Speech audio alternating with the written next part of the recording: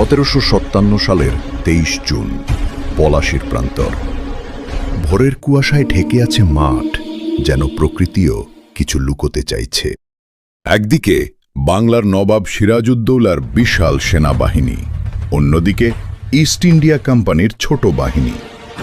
সংখ্যায় কম হলেও তাদের মাথার ভিতরে ছিল অভ্যন্তরীণ পরিকল্পনা। যুদ্ধ শুরু হয়, কামান গোলা বারুদ ছোঁড়া হয়, ধোঁয়ায় আকাশ ধূসর রঙে রাঙিয়ে ওঠে, পরিবেশ অন্ধকার ধারণ করে।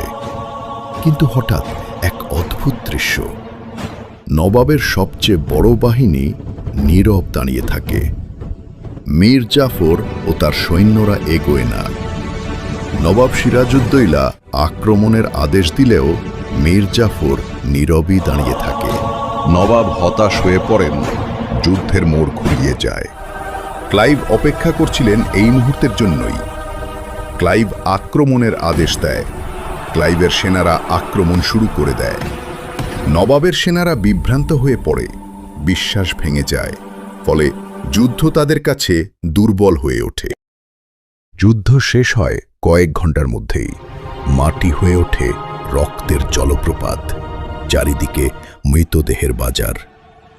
সিরাজ পরাজিত হন, সাথেই ক্লাইভের চক্রান্ত সফল হয়।